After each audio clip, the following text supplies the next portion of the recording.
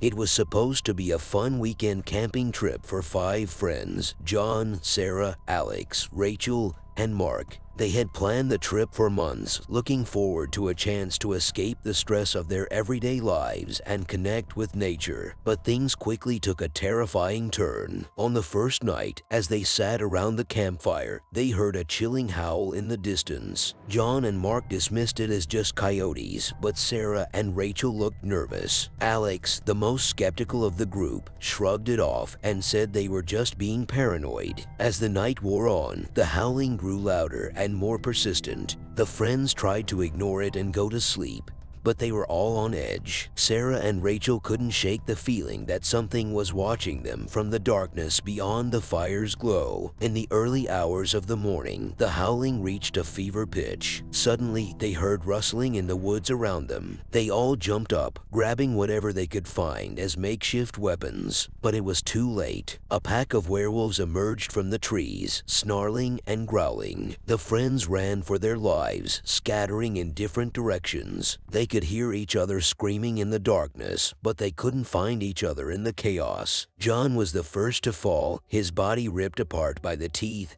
and claws of the werewolves. Sarah and Rachel were next, succumbing to the sheer terror of the situation. Alex and Mark were the only ones left. They finally found each other, huddled together in a small clearing. But as the full moon rose, they could feel something changing inside of them. They were becoming werewolves too. As they transformed, their fear turned to rage. They saw each other as prey, and they began to fight. It was a brutal, bloody battle that lasted until dawn. In the end, only one was left standing, covered in blood and fur. The lone survivor stumbled out of the woods, a feral howl escaping his lips. He had lost everything he held dear, and now he was a monster. The howling continued, echoing through the trees as he disappeared into the night. The lone survivor had no memory of what had happened during the night. All he knew was that he was covered in blood and his clothes were torn to shreds. He stumbled down the road, hoping to find help or some kind of explanation for what had happened. As he walked, he could feel his body changing back to its human form. The transformation was painful, but it was nothing compared to the terror he had experienced in the woods. When he finally reached civilization,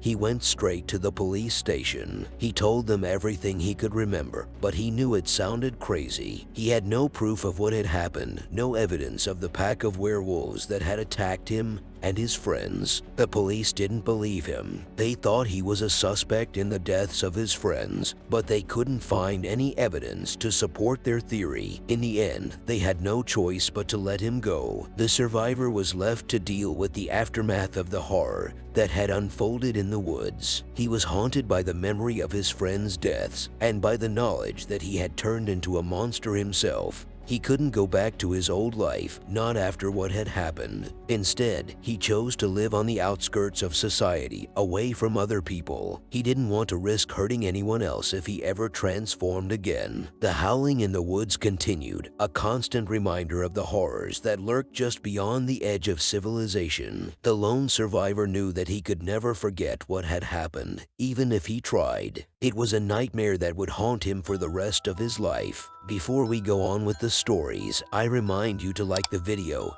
and subscribe to support the channel. The Curse of the Pack.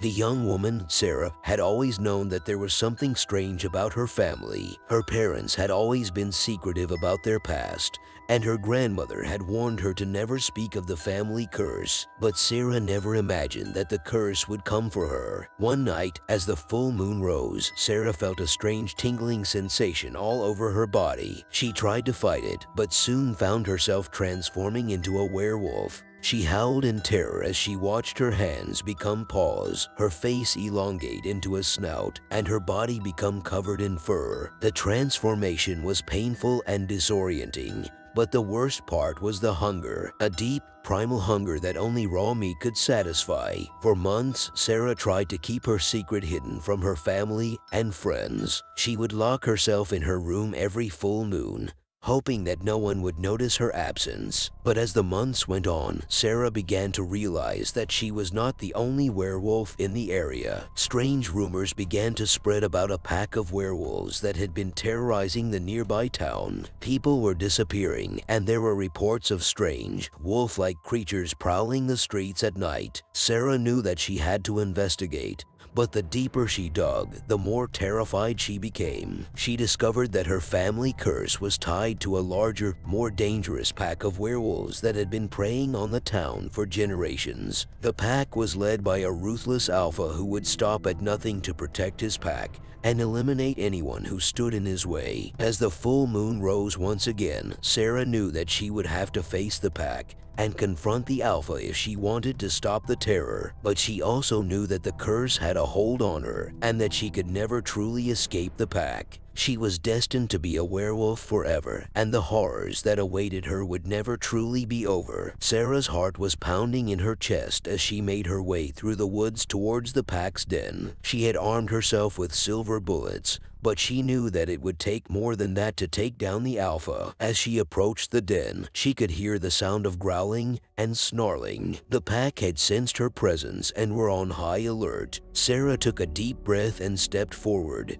her eyes locked on the alpha. The alpha was a massive, muscular creature with fur as black as night. His eyes glinted in the moonlight, and his fangs glimmered in the darkness. Sarah could feel his power emanating from him, and she knew that she was outmatched. But she had no choice. She raised her gun and fired, hoping that the silver bullet would find its mark. The alpha roared in pain and lunged towards her, but Sarah was quick. She dodged his attack and fired again, this time hitting him in the leg. The alpha howled in fury and ordered his pack to attack. Sarah found herself surrounded by snarling, snapping creatures, each one hungry for her blood. She fought with all her strength, but she was outnumbered. Just when it seemed like all hope was lost, there was a sudden flash of light. The sky lit up with a brilliant burst of energy, and the werewolves scattered in fear. Sarah shielded her eyes and looked up, stunned. Above her, she saw a figure hovering in the air, bathed in a warm, golden glow. The figure descended towards her, and Sarah could see that it was a woman with wings. The woman landed gracefully beside her and smiled. "Hello, Sarah," she said. "My name is Selene. I've been watching you, and I'm here to help." Sarah was speechless. She had never seen anything like this before, but as she looked around at the terrified werewolves, she knew that she needed all the help she could get. Together, Sarah and Selene fought off the pack. With Selene's help, Sarah was able to defeat the alpha and break the curse that had plagued her family for generations. As the sun rose on a new day, Sarah looked up at Selene and smiled. "Thank you," she said. "I couldn't have done it without you." Selene smiled back. "You're welcome," she said. "But remember, Sarah, the curse may be broken, but the darkness will always be there, waiting to come back. You must be strong and stay vigilant. The world is a dangerous place, full of monsters and horrors, but you have the power to fight back. Never forget that. The hunter becomes the hunted." The hunter had been tracking the elusive werewolf for years. He had spent countless nights scouring the forest, searching for any sign of the creature. He had studied the ancient tomes, learning everything he could about werewolves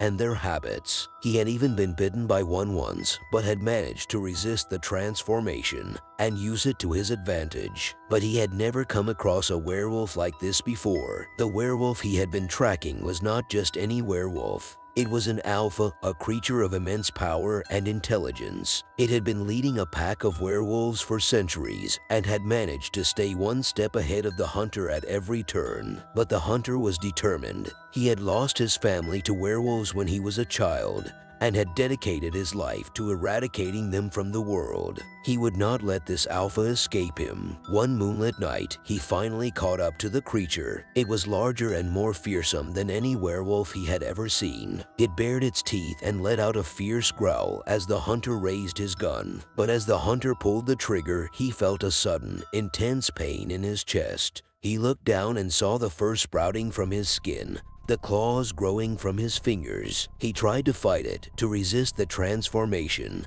but it was too powerful. As the hunter transformed into a werewolf, he realized the true horror of his situation. He was no longer the hunter, but the hunted. The alpha and its pack descended upon him, tearing him apart with their sharp teeth and claws. But the horror didn't end there. As the pack feasted on his body, he realized that he had become one of them. He was no longer the hunter, but a werewolf himself. He had become the very thing he had sworn to destroy, trapped forever in a cycle of violence and bloodshed. And as the moon rose higher in the sky, he let out a long, mournful howl, joining the pack in their hunt for new prey. The newly transformed werewolf struggled to come to terms with his new reality. He had spent his entire life hunting and killing werewolves, and now he was one of them. He felt a sense of betrayal to his former self and a deep sense of shame for the things he had done. But the pack showed him no mercy. They had no sympathy for his plight and saw him as nothing more than a new member of their pack. They forced him to hunt with them, to kill humans and animals alike, and to do things that made him sick to his stomach. As time went on, the werewolf started to feel a strange kinship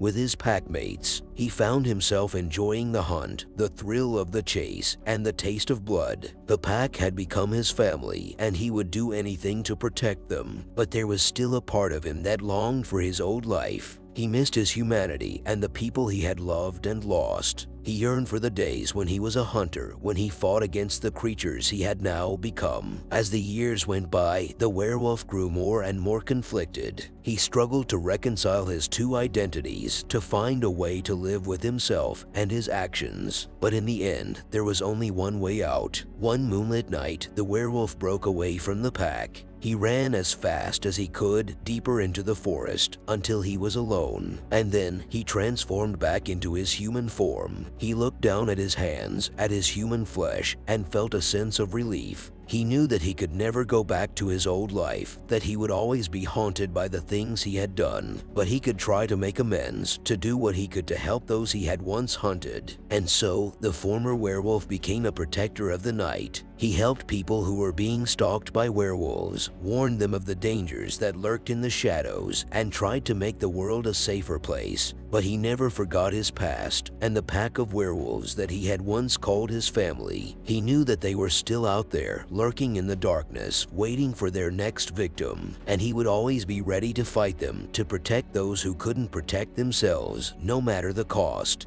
Blood Moon. The night of the Blood Moon was always dreaded in the small town of Ravenswood. Every year, the moon would turn red, and with it came the terror of the werewolf attacks. The townspeople had learned to barricade themselves in their homes, locking doors and windows, and praying for the morning to come. But this year, something different happened. A group of tourists had been on a road trip and had taken a wrong turn into the town. They thought they'd hit the jackpot when they found the seemingly quiet and peaceful place to rest for the night. But as the sun set and the moon turned red, the group realized they were in the wrong place at the wrong time. It started with the howling, a chorus of deep, guttural growls that seemed to come from every direction. The group huddled together, trying to ignore the terror that was slowly creeping up on them. But soon enough, the attacks began. The werewolves were relentless, clawing at doors and windows, trying to break in and feast on their prey. As the night dragged on, the group began to unravel. They turned on each other, accusing one another of being responsible for their dire situation. But in the end, it was the Blood Moon curse that had brought them there, the curse that had turned the town into a breeding ground for werewolves every year. As dawn approached, the group managed to fend off the attacks and escape the town, but they were forever changed by the experience. The memory of the Blood Moon and the werewolves that roamed freely in Ravenswood would haunt them forever, and they knew that they were lucky to have made it out alive. The tourists had stumbled upon Ravenswood by accident, and they had no idea of the curse that the town had been under for generations. The locals had always kept to themselves, and outsiders were rarely welcomed, especially during the night of the Blood Moon. The group of tourists had found a rundown motel on the outskirts of town, and it seemed like the perfect place to rest for the night. But as soon as the sun had set, they began to hear the haunting howls of the werewolves. The first attack had been sudden, catching the tourists off guard. One of the werewolves had leapt onto the roof of their car, scratching at the windows with its razor-sharp claws. The group had managed to get inside the motel and barricade the doors, but they soon realized they were not safe. The werewolves were everywhere, clawing at the walls and windows, howling and snarling, trying to break in. The group had no weapons, and they were quickly running out of supplies. As the night wore on, they began to turn on each other, with accusations and suspicions flying around. But then, one of the tourists had an idea. They remembered hearing an old legend that said the werewolves could be repelled by silver. The group searched frantically for anything silver, and eventually, they found a few pieces of cutlery and a necklace. Using the silver items, the group was able to fend off the werewolves, who finally retreated back into the shadows. As dawn approached, the tourists knew that they had to leave the town quickly before the curse of the blood moon consumed them all. As they drove away, they could still hear the howls of the werewolves echoing through the town. The memory of that night would stay with them forever, and they would always wonder what other horrors lurked in the darkness. The Werewolf Within. The snow was falling heavily outside the cabin in the woods as the group of strangers huddled together for warmth. They had all been traveling separately, but the storm had forced them to seek shelter together. At first, they were relieved to have found each other, but that relief quickly turned to fear when they realized that one of them was a werewolf. At first, the signs were subtle: a scratch on one person's arm, a low growl from another, but as the hours wore on, the signs became more pronounced. The group tried to stay calm, but the tension was palpable. Each of them wondered who among them could be the werewolf, and what would happen when the full moon rose. As the night wore on, the group became more and more paranoid. They turned on each other, accusing one another of being the werewolf. Trust disintegrated, and lines between human and monster became increasingly blurred. The group was on edge, waiting for the transformation to occur. Finally, the full moon rose, and the transformation began. The werewolf within one of them emerged, and chaos ensued. The group scattered, trying to fend off the werewolf and survive the night. In the end, only a few survived, scarred by the experience of being hunted by a monster they had thought was one of them. They emerged from the cabin in the morning, shaken and changed forever by the horrors they had faced. They vowed never to speak of the night again, but the memory of the werewolf within them would haunt them for the rest of their lives. As the night wore on, the group became increasingly agitated, each person watching the others with growing suspicion. The once friendly conversations dwindled to uncomfortable silence, broken only by the howling of the wind outside. The scratches and growls became more pronounced, and some of the group members began to show other signs of the werewolf transformation. Their eyes glowed with an unnatural light, their teeth sharpened to points, and their bodies became more muscular and agile. Despite their fear, the group tried to reason with the person who was changing, hoping that they could prevent a full transformation. But it was no use. The werewolf within was too powerful, and soon the person was consumed by the beast, their human form gone. The others tried to flee, but the werewolf was too fast, too powerful. It tore through the cabin, destroying everything in its path. The group was forced to band together, using whatever weapons they could find to fend off the monster. As the night wore on, the group began to realize that they could not trust anyone. The werewolf could be anyone among them, and they were all in danger. Tensions rose, tempers flared, and trust dissolved. Finally, when dawn broke and the werewolf was gone,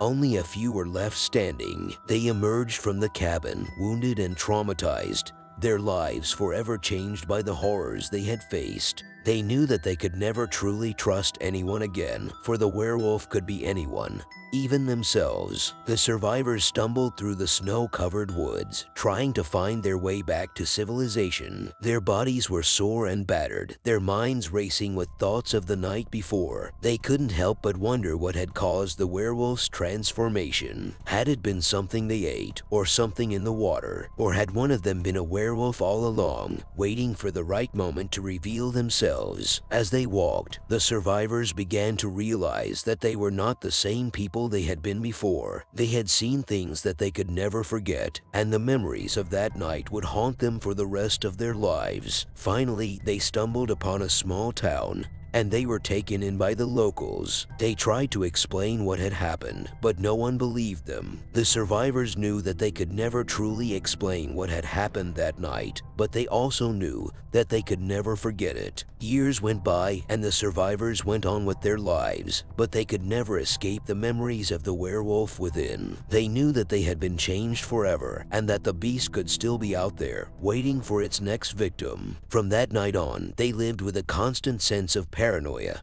always looking over their shoulders, always wondering if the werewolf was lurking just around the corner. And as the years went by, they came to accept that the werewolf within was not just a monster, but a part of themselves, something that they would never be able to fully escape. Lone wolf. Deep in the heart of the wilderness, a lone wolf werewolf had lived in isolation for years. He roamed the forest, hunting for his prey and avoiding all human contact. He was feared and revered by the creatures of the forest, and no one dared to cross his path. But one day, a group of hikers stumbled upon his territory. They were young and foolish, unaware of the danger that lurked in the shadows. The werewolf watched them from afar, stalking them as they made their way deeper into the forest. He became fixated on their leader, a strong and fearless woman who seemed to command the group with ease. The werewolf watched as they set up camp for the night, waiting for the perfect moment to reveal himself. As the full moon rose high in the sky, the werewolf's transformation began. His body twisted and contorted, fur sprouting from every pore, and his senses became heightened.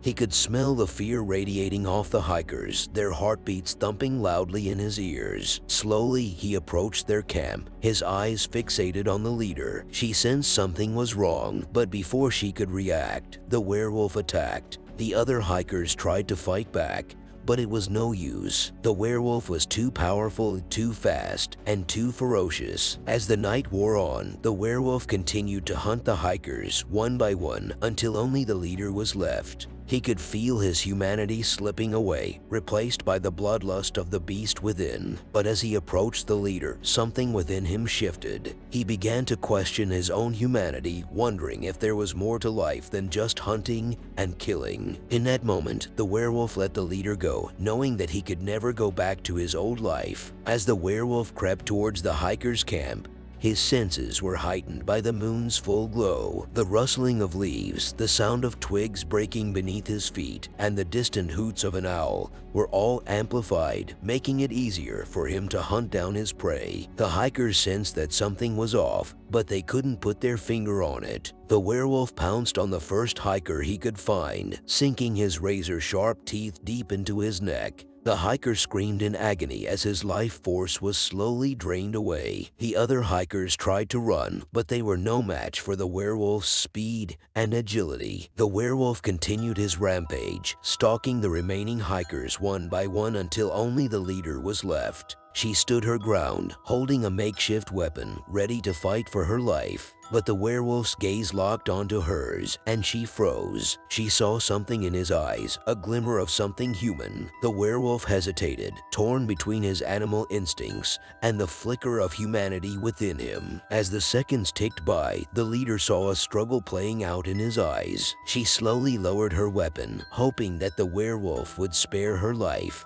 And then, as suddenly as it began, it was over. The werewolf turned and disappeared into the darkness, leaving the leader alive but shaken to her core. The leader huddled in her tent, trembling with fear and uncertainty. She couldn't believe that she had come face to face with a werewolf, a creature of legend that she thought only existed in stories. She tried to make sense of what had just happened, but her mind was a jumbled mess of thoughts and emotions. As dawn broke, she emerged from her tent, surveying the destruction around her. The campsite was littered with torn and bloodied clothing, and the smell of death hung heavy in the air. She knew that she needed to get out of there as soon as possible, but she was also compelled to learn more about the creature that spared her life. The leader began researching werewolves, poring over books and articles, trying to find any information she could about the lone wolf werewolf. As she delved deeper into the lore, she began to piece together a possible explanation for the creature's behavior. Perhaps the werewolf had been living in isolation for so long that he had forgotten what it meant to be human. Perhaps he was searching for a way to reclaim his lost humanity. Years passed, and the leader never forgot her encounter with the lone wolf werewolf. She continued her research, trying to find a way to communicate with the creature to understand his motivations and his desires. She became obsessed with the idea of helping the werewolf find his humanity, of unlocking the secrets that lay within him. And then, one night, she received a message. It was brief and to the point, but it sent a chill down her spine. The message simply read, "Come to me. It's time." The leader knew that she had to go, that this was her chance to finally unlock the mystery of the lone wolf werewolf. She set out into the wilderness, her heart pounding with excitement